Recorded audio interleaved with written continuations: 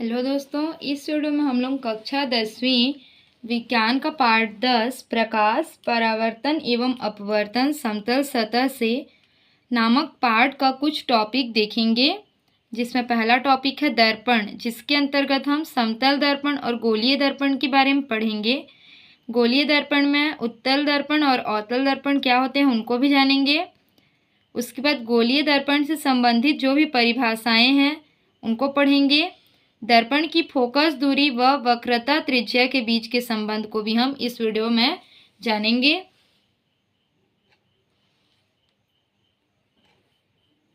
दर्पण दो प्रकार का होता है। एक होता है समतल दर्पण और दूसरा होता है गोलीय दर्पण। एक क्या होता है समतल दर्पण और दूसरा गोलीय दर्पण। गोलीय दर्पण भी दो प्रकार के होते हैं। एक होता है उत्तल दर्पण और दूसरा होता है अवतल दर्पण। अब गोलीय दर्पण क्या होता है, उत्तल और अवतल दर्पण क्या होते हैं, इन सब चीज़ों को हम परिभाषा के रूप में देखेंगे और चित्र के द्वारा उसको समझेंगे भी। पहला है समतल दर्पण। यदि किसी समतल कांच की प्लेट की एक तरफ पॉलिश कर दी जाए और दूसरे तल को परावर्तक तल बना दिया जाए तब ऐसे दर्पण को समतल दर्पण कहते हैं। समतल दर्पण हमेशा सीधा प्रतिबिंब बनाता है।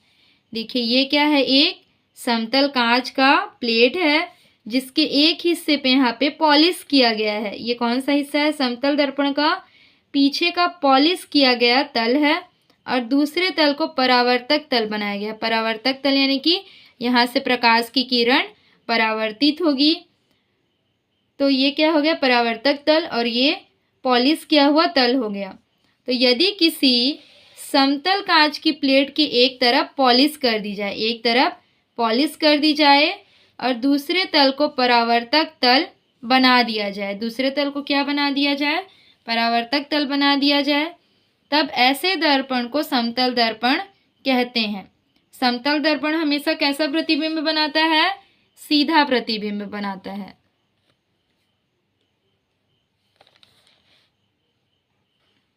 आगे है गोलीय दर्पण। गोलीय दर्पण किसे कहेंगे, कोई एक कांच का जो खोखला गोला है, ठीक है, कांच का एक खोखला कोई गोला है जिसको बीच से इस तरीके से काट दिया जाए और उसके किसी भी एक भाग में पॉलिश कर दी जाए तथा दूसरे भाग को परावर्तक तल माना जाए, तो उसे हम क्या कहेंगे, गोलीय दर्पण कहेंगे। जैसे कि इस गोलीय दर्पण को इस प्रकार से बीच से काट दिया गया तथा इसके उभरे हुए भाग को यानी कि इस वाले भाग को हमने यहाँ से क्या कर दिया, पॉलिश कर दिया और धसे हुए भाग को परावर्तक तल रहने दिया। तो जो गोलीय दर्पण हमको प्राप्त होगा, कौन सा गोलीय दर्पण होगा, अवतल दर्पण। उसी प्रकार अगर हम इस धसे हुए भाग पे इस तरीके से पॉलिश कर दें और उभरे हुए भाग को परावर्तक तल रहने दें तो हमको जो दर्पण प्राप्त होगा वो होगा उत्तल दर्पण। तो सबसे पहले हम यहाँ पे गोलीय दर्पण की परिभाषा देखते हैं। जब किसी कांच के खोखले गोले को काटकर उसके एक तरफ पॉलिश कर दी जाए तथा दूसरे तल को परावर्तक तल बनाया जाए तब प्राप्त दर्पण को गोलीय दर्पण कहते हैं। जब किसी खोखले गोले को बीच से काट दिया जाए, ठीक है, और उसके एक तरफ पॉलिश कर दी जाए तथा दूसरे तल को परावर्तक तल बनाया जाए तब प्राप्त दर्पण को क्या कहेंगे, गोलीय दर्पण कहेंगे। गोलीय दर्पण दो प्रकार के होते हैं। कितने प्रकार के होते हैं गोलीय दर्पण, दो प्रकार के होते हैं। पहला होता है अवतल दर्पण और दूसरा होता है उत्तल दर्पण। अब जानते हैं कि अवतल दर्पण क्या होता है। अवतल दर्पण वह दर्पण जिसके उभरे हुए भाग में पॉलिश हो, वह दर्पण जिसके उभरे हुए भाग में पॉलिश हो, किस भाग में, उभरे हुए भाग में पॉलिश हो तथा धसे हुए भाग को परावर्तक सतह बनाया जाए, तथा धसे हुए भाग को क्या बनाया जाए, परावर्तक सतह बनाया जाए, तब उस दर्पण को अवतल दर्पण कहते हैं। वह दर्पण जिसके उभरे हुए भाग पर पॉलिश हो, देखिए यहाँ पे उभरे हुए भाग पे पॉलिश है और धसे हुए भाग को परावर्तक सतह बनाया जाए तब उस दर्पण को अवतल दर्पण कहते हैं। उदाहरण है टॉर्च लाइट और फ्लैश लाइट। आगे है उत्तल दर्पण। वह दर्पण जिसके धसे हुए भाग में पॉलिश हो, वह दर्पण जिसके धसे हुए भाग में पॉलिश हो तथा उभरे हुए भाग को परावर्तक सतह बनाया जाए, और उभरे हुए भाग को परावर्तक सतह बनाया जाए, तब उस दर्पण को उत्तल दर्पण कहते हैं। जस्ट ये जो अवतल दर्पण है उसका क्या है, ये उल्टा है। अवतल दर्पण में हमने क्या पढ़ा कि उभरे हुए भाग पर पॉलिश होता है और धसे हुए भाग को उसमें परावर्तक पृष्ठ बनाया जाता है, जबकि उत्तल दर्पण में धसे हुए भाग पर पॉलिश होता है और उभरे हुए भाग को परावर्तक पृष्ठ बनाया जाता है। तो उत्तल दर्पण का परिभाषा क्या होगा, वह दर्पण जिसके धसे हुए भाग पर पॉलिश हो तथा उभरे हुए भाग को परावर्तक सतह बनाया जाए। ठीक है, ये उभरे हुए भाग को क्या बनाया जाए, परावर्तक सतह बनाया जाए, तब उस दर्पण को उत्तल दर्पण कहते हैं। इसका उदाहरण होगा ट्रकों, बसों और मोटर कारों में ड्राइवर की सीट के पास उत्तल दर्पण लगा रहता है। उत्तल दर्पण का प्रयोग कहाँ कहाँ किया जाता है, ट्रकों, बसों और मोटर कारों में ड्राइवर की सीट के पास उत्तल दर्पण लगा रहता है।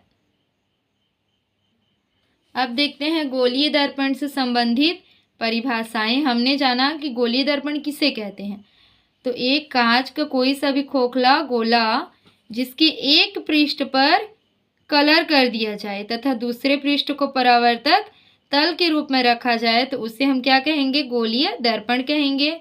फिर से परिभाषा रिवाइज करते हैं।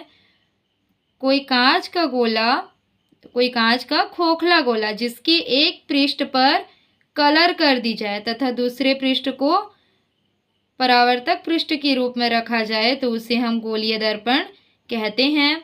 ये एक गोलीय दर्पण है। ठीक है, एक गोलीय दर्पण है जिसमें ए बी एक गोलीय दर्पण है, जिसके इस वाले भाग पे यानी कि धसवे भाग पे हमने यहाँ पे कलर कर दिया है और उभरे हुए भाग को परावर्तक पृष्ठ के रूप में रखा है। ठीक है, ये क्या बन रहा है, एक उत्तल दर्पण बन रहा है। किसी भी दर्पण में जो दर्पण होता है ए बी, ठीक है, जो दर्पण है उसका जो बीच वाला बिंदु है, बीच वाला जो बिंदी है उसे क्या कहेंगे, उसका ध्रुव कहेंगे। मध्य बिंदु जो होगा उसको ध्रुव कहेंगे और उसे पी से दर्शाएंगे। और किसी गोलीय दर्पण, जो पूरा गोलीय दर्पण है उसका जो केंद्र होगा, केंद्र यानी कि जो सेंटर वाला भाग होगा उसको क्या कहेंगे, वक्रता केंद्र। क्या कहेंगे, वक्रता केंद्र। और इसे सी से प्रदर्शित करेंगे। ध्रुव पी और वक्रता केंद्र सी के बीच की जो दूरी होगी उसे वक्रता त्रिज्या कहेंगे और उसे आर से प्रदर्शित करेंगे। और यहाँ पे देखिए एक्स और एक्स डैश क्या है, मुख्य अक्ष है। ध्रुव और जो ध्रुव है और वक्रता केंद्र है, उन दोनों से गुजरने वाली जो सीधी रेखा होती है उसे क्या कहते हैं, मुख्य अक्ष कहते हैं। सबसे पहले देखते हैं जो दर्पण का ध्रुव होता है, जो गोलीय दर्पण है उसका ध्रुव, दर्पण का ध्रुव। किसी दर्पण के मध्य बिंदु को उस दर्पण का ध्रुव कहते हैं। किसी दर्पण के मध्य बिंदु को यानी कि बीच वाले बिंदु को उस दर्पण का ध्रुव कहते हैं और इसे कैपिटल पी से प्रदर्शित करते हैं। किससे प्रदर्शित करते हैं, कैपिटल पी से। उसके बाद आता है वक्रता केंद्र सी। दूसरा क्या है, वक्रता केंद्र सी। दर्पण जिस खोखले गोले का भाग होता है उस गोले के केंद्र को वक्रता केंद्र कहते हैं। कोई दर्पण जिस खोखले गोले का भाग होता है उस गोले के केंद्र को उसका दर्पण का क्या कहते हैं, वक्रता केंद्र कहते हैं और इसे सी से प्रदर्शित करते हैं। उसके बाद आता है वक्रता त्रिज्या। वक्रता त्रिज्या आर। ठीक है, पहले इसको चित्र से समझते हैं, उसके बाद उसकी परिभाषा लिखेंगे। दर्पण जिस खोखले गोले का भाग होता है उस गोले की त्रिज्या, ठीक है, ये पूरा क्या हो जाएगा, व्यास हो जाएगा और ये आधा क्या हो जाएगा, त्रिज्या। दर्पण जिस खोखले गोले का भाग होता है उसकी त्रिज्या को, उस गोले की त्रिज्या को वक्रता त्रिज्या कहते हैं। या इसे ऐसे भी कह सकते हैं, ध्रुव और वक्रता केंद्र के बीच की दूरी को वक्रता त्रिज्या कहते हैं। वक्रता त्रिज्या क्या होगी? वक्रता त्रिज्या की परिभाषा, दर्पण जिस खोखले गोले का भाग होता है उस गोले की त्रिज्या को वक्रता त्रिज्या कहते हैं। उसके बाद है मुख्य अक्ष, दर्पण के ध्रुव व वक्रता केंद्र से गुजरने वाली सीधी रेखा को उस दर्पण का मुख्य अक्ष कहते हैं। चलिए चित्र की सहायता से समझने का प्रयास करते हैं। मुख्य अक्ष, यहाँ पे मुख्य अक्ष क्या है? एक्स और एक्स डैश। दर्पण के ध्रुव, ध्रुव यानी कि P, और वक्रता केंद्र से गुजरने वाली सीधी रेखा को उस दर्पण का मुख्य अक्ष कहते हैं। उसके बाद है मुख्य फोकस F, मुख्य फोकस F। मुख्य फोकस को समझने के लिए हम लोग यहाँ पे एक डायग्राम बना लेते हैं। सबसे पहले यहाँ पे हमको एक दर्पण बनाना है, चाहे हम उत्तल दर्पण बनाएं या फिर अवतल दर्पण। तो इस तरीके से हमने यहाँ पे एक दर्पण बना लेंगे।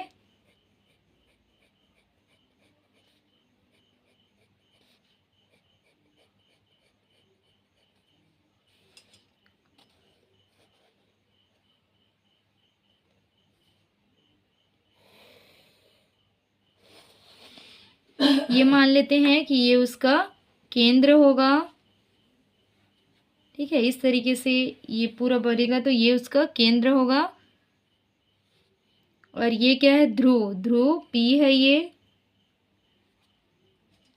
जब कोई प्रकाश की किरण इस दर्पण के लंबवत इस तरीके से आएगी, ठीक है, आपतित होगी,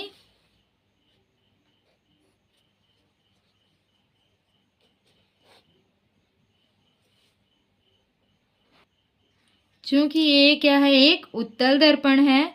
तो जब प्रकाश की किरण इस तरीके से आपतित होगी तो ये यहाँ से इस तरीके से वापस लौट जाएगी। तो यहाँ से जब ये इस तरीके से वापस लौटेगी तो यहाँ पे इसका प्रतिबिंब इस तरीके से यहाँ पे प्रकाश आता हुआ प्रतीत होगा। ठीक है, तो इसको क्या कहेंगे? हम मुख्य फोकस F कहेंगे। तो अब हम मुख्य फोकस F का परिभाषा लिख लेते हैं। ये उत्तल दर्पण के लिए था मुख्य फोकस F का चित्र। इसी तरीके से हम अवतल दर्पण के लिए भी बना सकते हैं, चाहे तो उसको बना करके देख सकते हैं। इस तरीके से एक अवतल दर्पण ले लेंगे, उस पर पेंट कर देंगे।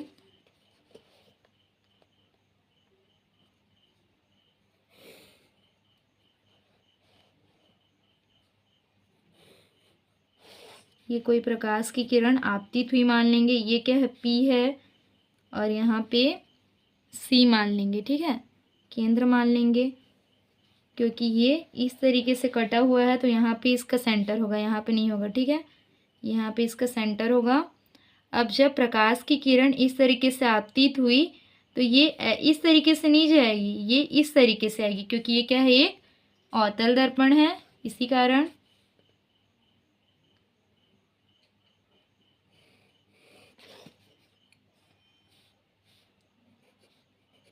तो यहाँ पे क्या बन जाएगा?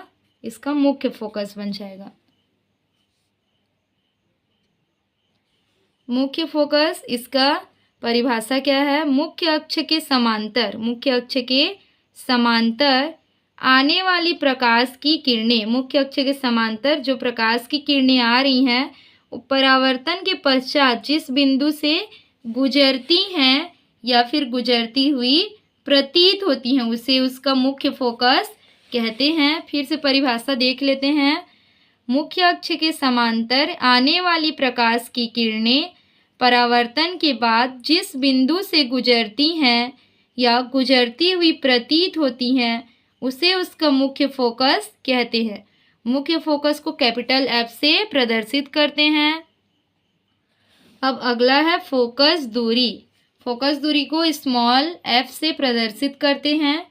दर्पण की ध्रुव व फोकस के बीच की दूरी दर्पण की फोकस दूरी कहलाती है। दर्पण का ध्रुव क्या है? P है, और उसका मुख्य फोकस कैपिटल F, इन दोनों के बीच की दूरी को उसका फोकस दूरी यानी कि स्मॉल एफ कहते हैं, ठीक है। फोकस दूरी कहते हैं जिसको कि स्मॉल एफ से प्रदर्शित करते हैं। फिर से देखते हैं परिभाषा। दर्पण के ध्रुव व फोकस के बीच की दूरी दर्पण की फोकस दूरी कहलाती है। इसे स्मॉल एफ से दर्शाया जाता है। दर्पण के ध्रुव व मुख्य फोकस के बीच की जो दूरी होती है वो उसकी फोकस दूरी कहलाती है और इसे स्मॉल एफ से प्रदर्शित करते हैं। अब यहाँ एक बात ध्यान देने योग्य है कि जो उत्तल दर्पण होता है उसमें मुख्य फोकस यानी कि एफ जो होता है वो हमेशा दाएं साइड होगा और जो अवतल दर्पण होता है उसमें हमेशा बाएं साइड होगा। प्रतिबिंब का निर्माण भी उत्तल दर्पण में दाएं साइड होगा जबकि अवतल दर्पण में बाएं साइड होगा। तो ये ध्यान देने योग्य बात है। आगे है दर्पण की फोकस दूरी व वक्रता त्रिज्या के बीच संबंध। दर्पण की फोकस दूरी व वक्रता त्रिज्या के बीच क्या संबंध है? फोकस दूरी बराबर वक्रता त्रिज्या बटा 2। फोकस दूरी यानी कि एफ, स्मॉल एफ किसके बराबर होती है? r/2। वक्रता त्रिज्या की आधी होती है, ठीक है। समझते हैं इसको चित्र की सहायता से। हमने पढ़ा था कि किसी दर्पण के ध्रुव से उसके केंद्र की जो दूरी होती है उसको हम उसकी वक्रता त्रिज्या यानी कि r कहते हैं, वक्रता त्रिज्या कहते हैं, ठीक है। और इन दोनों के बीच में ही इसका फोकस होता है। फोकस यानी कि इसका फोकस दूरी होता है जो कि ध्रुव और वक्रता केंद्र के बीच में होता है। और जो वक्रता त्रिज्या होती है ना, वक्रता त्रिज्या उसकी आधी होती है उसकी फोकस दूरी। ये जो एफ है ये वक्रता त्रिज्या की आधी है, यहाँ से यहाँ तक की दूरी की आधी होगी। फोकस दूरी बराबर वक्रता त्रिज्या बटे 2। Small f is equal to r/2। ये इसका सूत्र है। वीडियो अच्छी लगी हो तो वीडियो को लाइक करें, शेयर करें और ज़्यादा से ज़्यादा शेयर करें और चैनल पे नए हैं तो चैनल को सब्सक्राइब करें। Thank you.